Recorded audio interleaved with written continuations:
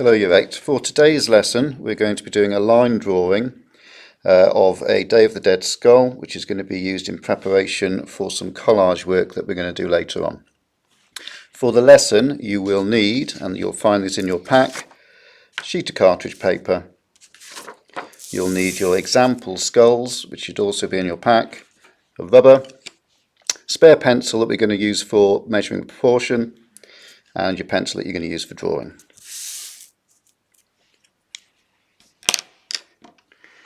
Okay, to start what we want to do is split our cartridge paper into quarters. So we're going to very carefully take the top edge, we're going to bring it down to the bottom edge, make sure that they're lined up perfectly, make sure the corners are lined up, and then fold along the middle. We're then going to open up the cartridge paper and we're going to do the same lengthways. I'm going to go make sure the corners meet up, make sure the edge meets up, hold it, press in the middle, and then work my way out to the edges. I now have my page divided into quarters. Okay. I need to work out roughly where my skull is going to go on the page. So this is where I can use my pencil for judging proportion. I can also use my hand. What I'm going to do to start with is I'm going to go from the knuckle on my thumb to the end of my thumb, and I'm going to mark a mark at the top of the page. I'm going to do that at the bottom of the page, and my mark is on that crease that I've just made by folding the paper. I'm then going to take my thumb to the edge of the paper, I'm going to take the end of my thumb to the edge of the paper, and I'm going to measure to the inside of my nail, so it's a smaller measurement. Now I'm going to show you how the pencil can be used. What I could have done instead is, once I've made the mark at the top of the page,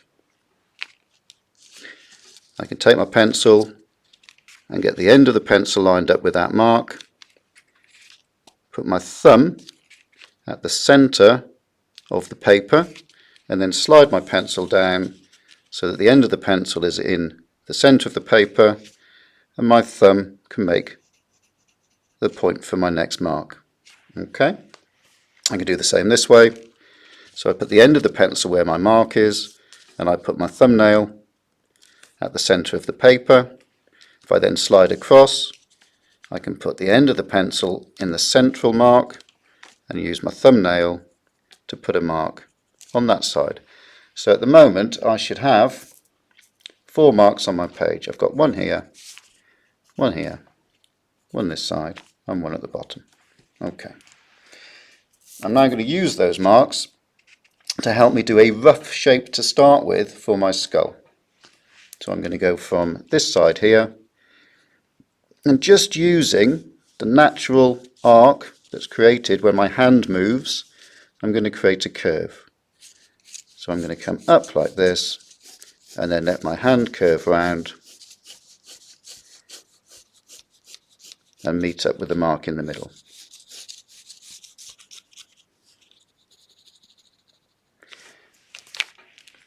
And then for the bottom, I'm going to bring my pencil down, and I'm going to come down, curving in slightly towards the middle, and then I'm going to take a steeper angle and come across to that mark in the middle of the page. Okay. Right, to repeat this on the other side, I can use my coloured pencil again, and I can put it about halfway up that curve, put the end of the pencil on the crease, take my thumbnail, slide it across, put a little mark, and that will help me just get my curve equal on both sides. I can do the same a bit higher up, go to the middle, end of the pencil on the crease, thumbnail on the edge of the skull, slide it across, and give myself another little mark. Okay, that should now help me create the curve this side.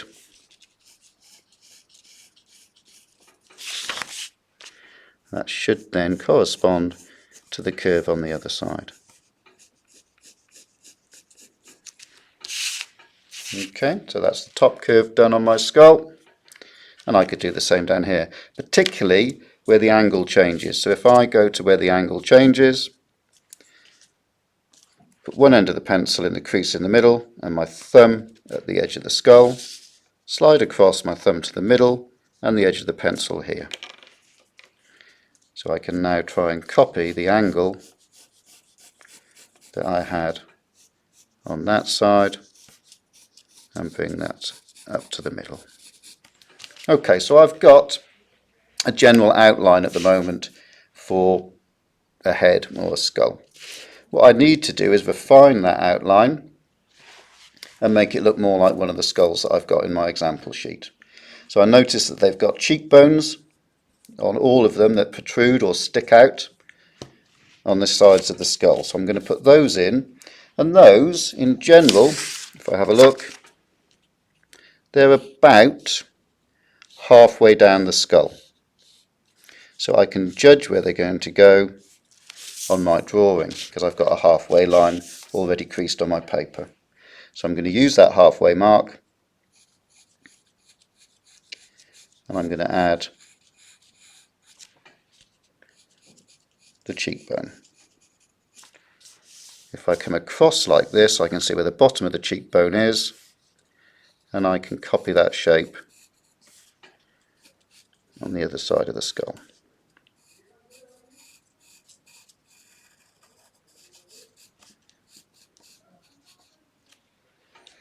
I'm going to bring that cheekbone in a bit further on this side, and I can change, if I want to, the shape of my jaw, and I'm actually going to make my jaw more curved like this one here. So I'm going to curve that and go back out to where my chin starts and do the same this side. What I can do now is take my rubber and just take out the lines I don't need.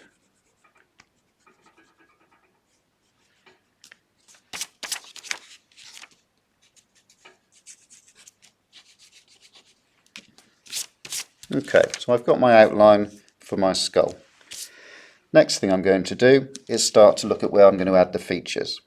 Now these skulls aren't necessarily in proportion to the human face. If I was to draw somebody, the proportions would be slightly different, because on these the eyes are actually often higher up than they would be on the face.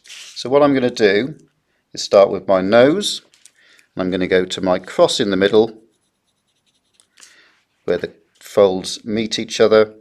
I'm going to start where they meet for the top of the nose, and I'm going to do a shape that comes down like this. And it's like a upside down heart shape. So I do the same the other side to create that nose in the middle.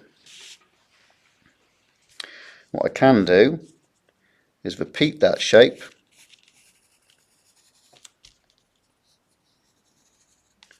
slightly bigger around the outside.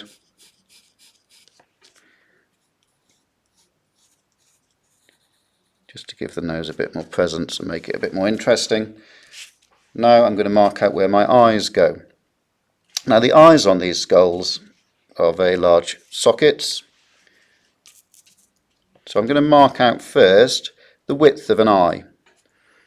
So I'm going to start, and they're quite close together, these eye sockets as well. So I'm going to start by here, and I'm going to measure that mark to the middle crease, and then I'm going to move my pencil so that I've got a mark the other side of the middle crease, and it corresponds with that first one. And I'm going to work out how wide I want my eye to be. So I want my eye to come over to here, and I can measure that again using my pencil, slide it across, and now my other eye should be the same length. Okay, I'm going to work out the height of my eye, so I'm going to bring it slightly below that crease, and again I can measure how far below the crease it is with my pencil, bring that across and put a mark over here. I'll work out the height of my eye, measure that, bring that across and again put a mark there. What I could do now is use my curves like I did earlier when I was doing the top of the skull to join up the marks I've created.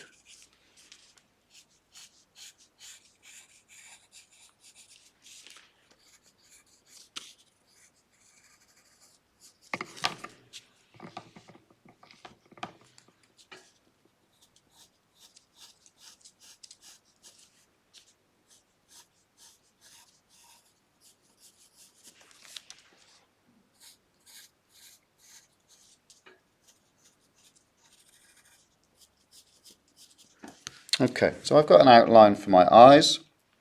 I now need it somewhere that the mouth's going to go. I'm not going to draw all the teeth on individually at the moment, because when I come to do my collage in the later lessons I will add my teeth and things with coloured paper. Okay, so for now I just need to know where they're going to go. So I'm going to measure roughly halfway between the bottom of the nose and the chin, and again just using my pencil as a measuring stick, and halfway is about there. Then I need to decide how wide my mouth is going to go. So if I go to here on this side, I want to measure again from the middle to that point and put another mark that side. So my mouth should be the same either side of that central line.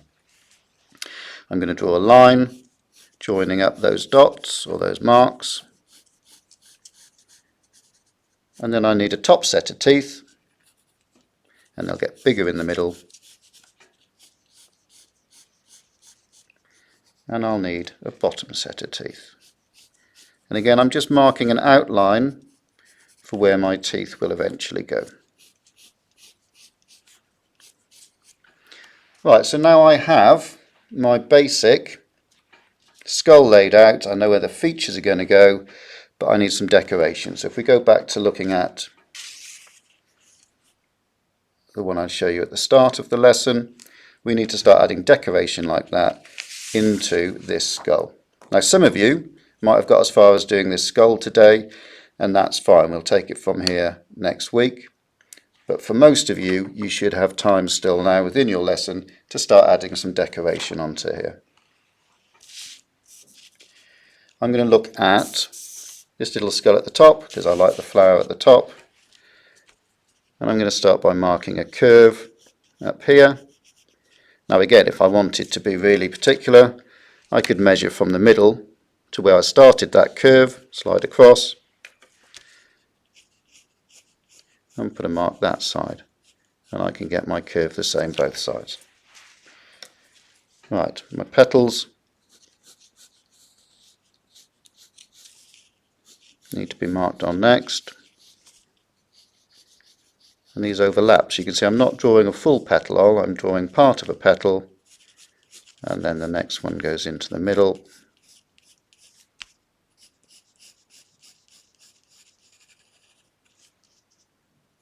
And then I just repeat on this side.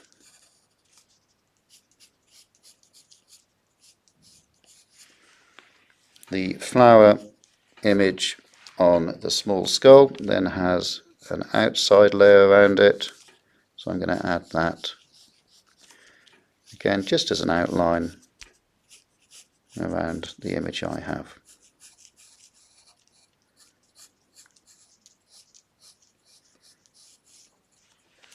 Right, it's up to you now for the rest of the lesson, once you've got this far, to add as many different designs onto this skull as you like, and next week I shall start to show you how we're going to develop the collage work.